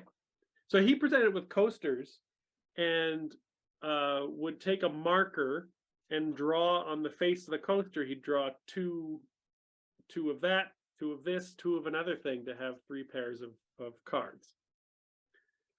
But because it's easier for everyone to follow along, playing cards will work just fine. However, for the sake of visual clarity, I'm going to use these, which are just easier to see. So because this is a bit of a process heavy trick, I'm going to kind of how should I do this? I'm going to do a quick demo of it, but not necessarily a performance. I'll just kind of do the quick demo. So the gist of this trick is that it was presented as a con game. You know, one of those games you cannot win. But me, being such a nice, honorable person, shall we vote on that? Yeah, that doesn't really work for me as a presentation to present this game you can't win. So I have to be the nice guy, and So the one little twist I made for the first half of this trick is that I changed it from being a con game to now asking this question to start. I say, do you believe in luck? To whomever I'm talking to. Do you believe in luck? And most people generally say, yeah, I guess so. I say, so here's the interesting thing. If you believe in luck, that means you also believe in curses. And people are a little less willing to jump on board with that. But I think logically it makes sense, because if you believe in the positive luck, you must surely believe in the absence of luck. So I get them to buy into this little logical argument. And I say, okay, how about this? I'm going to play what seems to be a simple game. Okay, I've got 3 pairs. In my case, I've got 2 Bs, 2 As, and 2 Cs. So the simple game is this. You're going to pick out 3 of these cards, and if any 2 of them match, you win. And that seems like a very simple game to play. However, before I let you play this game, I'm going to curse you. I'm sorry, I took away all your luck. So no matter how easy this game seems, you're going to find it pretty difficult. So let's try this out. So I've got, as I said, 2 Cs, 2 Bs, and 2 As, but we're going to try this out. You get to pick any 3, and I should mix them up a little bit. So here's how we'll do this. You can either pick one from the top or pick from the bottom. And again, just to go through this quickly, I won't worry about asking someone, because it's truly any choice. So let's say they take one from the top, one from the bottom, and one from the top. And here's the game. If any of those 2 match, you win. We've got a C. If this is a C, you win. Oh no. If this is either a B or a C, you win. Oh no, sorry. Sorry, no, you didn't manage to win the game. But it's okay. It's okay.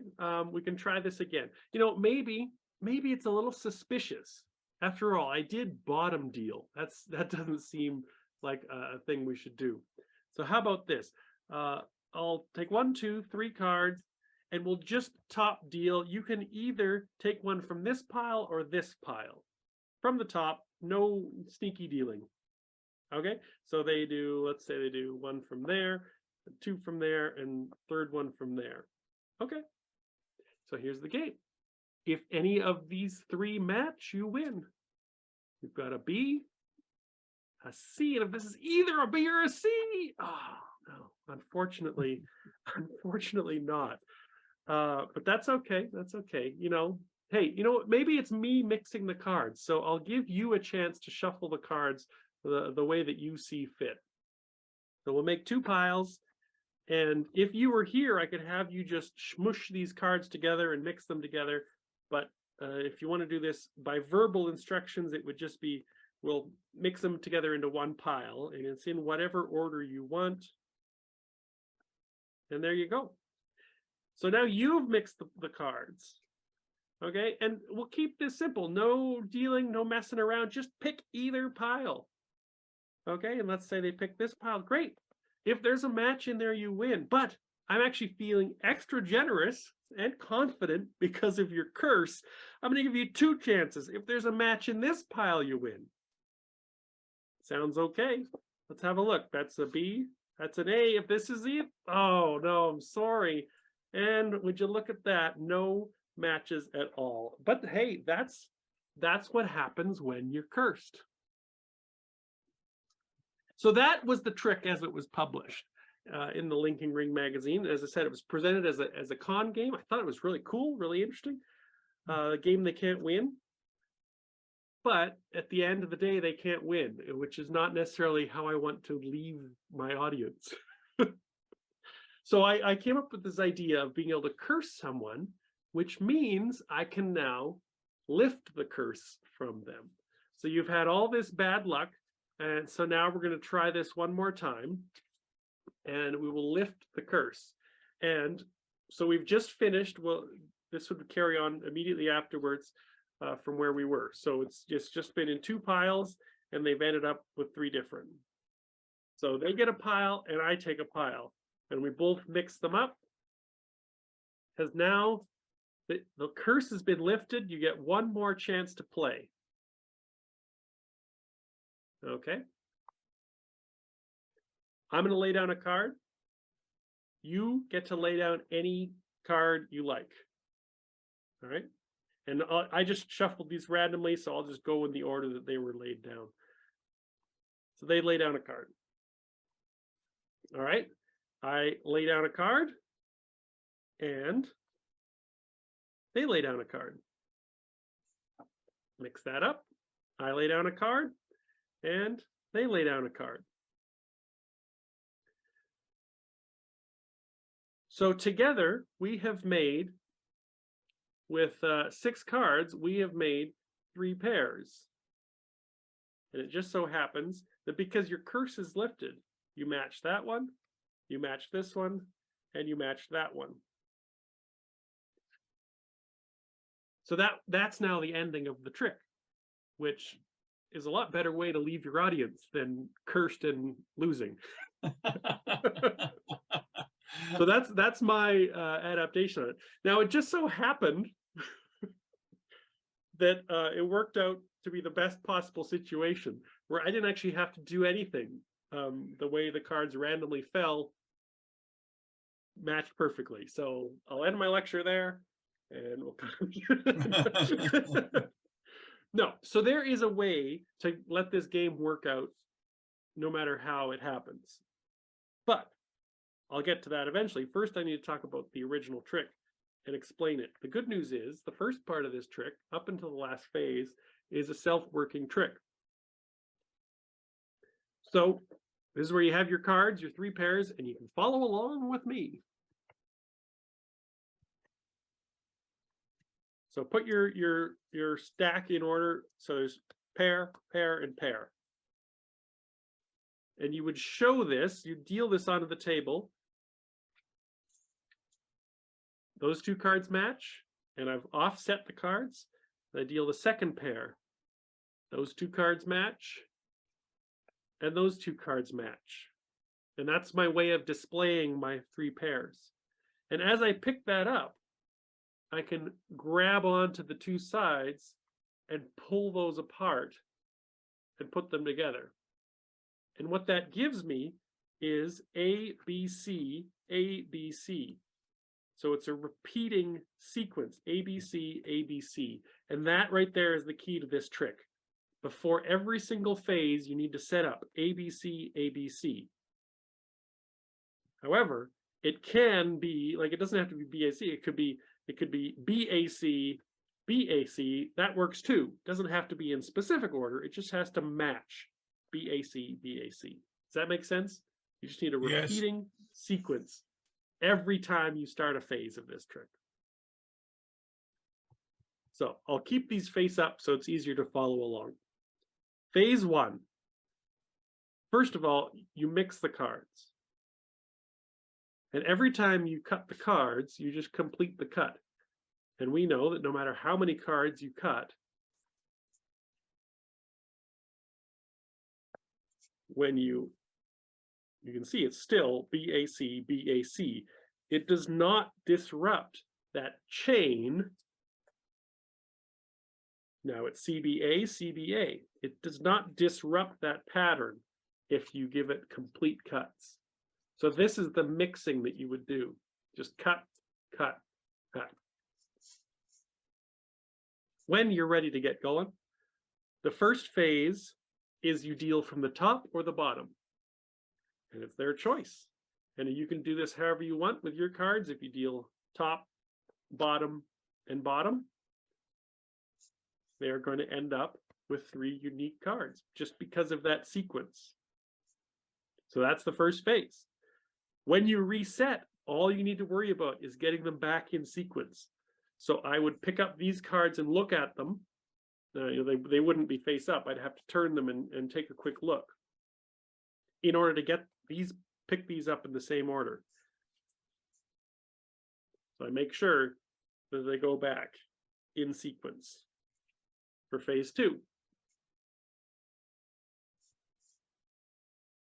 In this one, you say, well, I was dealing maybe a bit sneaky. Let's be more fair with the deal. And you go 1, 2, 3, and drop the rest over here. So you need to reverse these cards, and these ones stay in the order they were. And now if they take cards from the top, that's 1, that's 2, and you can see it doesn't matter which pile they pick. It's going to end up with the same result, that they get 3 cards that don't match. I love the fact that this is so free and so fair. So no match again, and again, all you need to do is make sure that these cards end up in the same sequence as these 3 in order to put that back in order for the final phase, which is where they get to shuffle the cards. I'm doing my mix. I do that same 1, 2, 3, and drop. So in the original, it was this, where you would spread the cards and they push them together like this in order to intermix them, which works great, and it doesn't ruin the trick. The other option, if you're doing it especially through video, you need to follow verbal instructions, is you say, I'm going to mix these 2 piles into one pile, and they can make whatever decisions they want in order to mix that thing. Now this is not the sequence, right? This could be out of sequence as it is now. So this is not a reset. This is still ongoing. You now deal the cards into 2 piles, and they can pick either pile. And in that way, either pile has no matches. So you can say pick a pile, and in fact, you get a second pile. Of course, logically, it doesn't make sense, because if there's no match in one, there's not going to be a match in the other, but it's dramatic. So they get both piles, and there's no matches at all. And that's the end of the original trick. So self-working process. Something or other about Gilbreth principle. I don't know much about that stuff. It's a miniature stay stack. Yeah. So the final sequence is actually something I was working on with ESP cards, where they were able to match the card I lay down, they'd be able to match my ESP card. And it's the same method as I was working on with the ESP cards. It's just so much easier with 3 cards as it is with 5. So let me show you what happens with the final phase. So they have 3 and I have 3. I lay down a card. I'm not in control of what card they laid down. They might lay down a match, but I'm not sure. Let's say they don't. One thing I forgot to mention, this is important. If you're going to do this final phase, your cards need to be marked in pairs. So if you were having your playing cards as an example, and in order to be very obvious, I would say take a marker, and those are marked as a pair. These 2 are marked as a pair, and these 2 are marked as a pair. So I can tell they match. Now, obviously, that might be noticeable depending on your audience. My preferred method of marking cards is actually with a razor blade, and I would just scratch off some ink from the card, leaving white marks, which is a little more subtle. But the point of the matter is, these cards are marked. So I will show you what happens with the marked cards. So we would each have a set. I lay down a card. They lay down a card, and let's say it doesn't match, which is the more likely scenario. Here's the rules of the game from my perspective. I need to match the last card if at all possible. And so using my marks, I could lay down that card because those 2 match.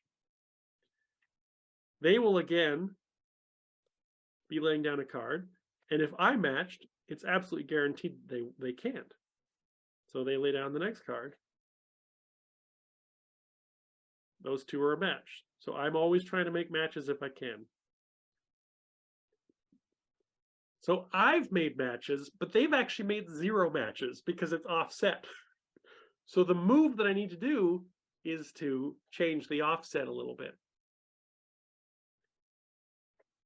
So right now, none of these cards match. We have 4 and 2, we have 2 and 10, and 10 and 4.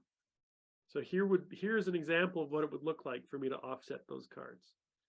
So you and I have made pairs. Look, we've got 2, 4, and 6, and we'll see. We've got, well, look, those 2 match, and those 2 match, and those 2 match. So it's just that little offset move. I need to, let me turn it this way so you can see the marks. So right now, none of the pairs match. But if I took, what I did was take this top card and move it to the bottom of the stack, and now all the pairs match. So I do that in a casual way, where it's, so we've made a pair here, we've made 2 pairs, and I'm not used to doing this with playing cards, so my handling is a little off. So I'm oops, getting myself mixed up. I need to take this card to the bottom. So I reverse that so it's on the bottom of that pair. And then the other cards essentially get shoved in between these 2. So that's 1 pair, that's 2 pair, and that's 3 pair.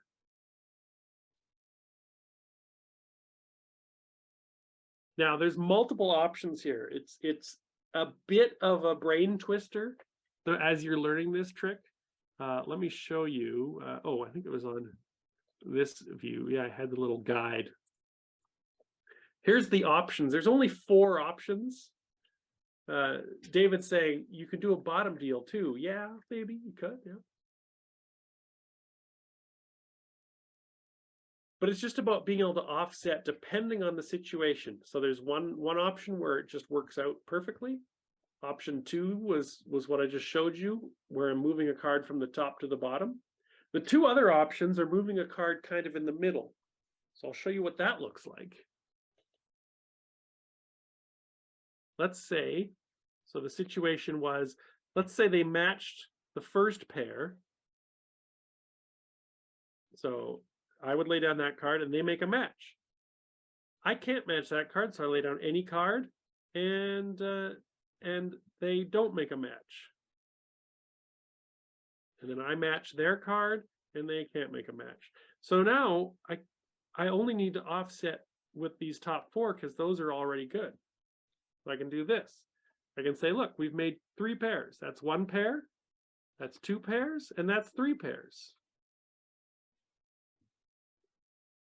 And now I've been able to match those up by that little offset. The final option is, it would be, that's not a match. And then there's 1 match on top. So in that case, this is kind of the weirdest one because I need to offset this card to the bottom. So in that case, I would pick up the pile and I say, look, we made 3 pairs. There's 1 pair there, that's 2 pairs and 3 pairs, and we'll see if we won. So that one is probably the most awkward, but still, like, this is all meant to be a quick, casual thing. You pick up, look, we got the cards, we put them in order, we made 3 pairs. It's kind of covered by that casual conversation. Most people won't be staring at the cards from directly above while you do it. You could just simply count into one hand to the other, 1, 2, 3, and drop the cards in the left hand on top. Then they'd be back to pair, pair, pair. Yep. Yeah, that's true. Yep. Just casually chop, chop, chop, and drop. So, yeah, I know that last one was probably the trickiest one to follow and keep track of, but if you're keen to get into the details, that is all detailed in the notes as well, with a few other items. And Comes with the handy dandy chart. Keep track of everything. And yeah, that's all I'm going to share tonight. We had a little over 2 hours tonight. How do we order your notes from tonight? If you go to my website at www.magictipsandtricks.com, that's where you'll find everything. If you want to get the notes, the one warning on that, I send the notes by like regular old postal mail to keep it affordable. So it does take about 2 weeks in order to get to the US, I've found. Oh, where are you? I'm in Canada. Oh, really? Yeah. So the postal delivery person has to go through deep snow in order to get to Montana, and then it's easy going from there, I think.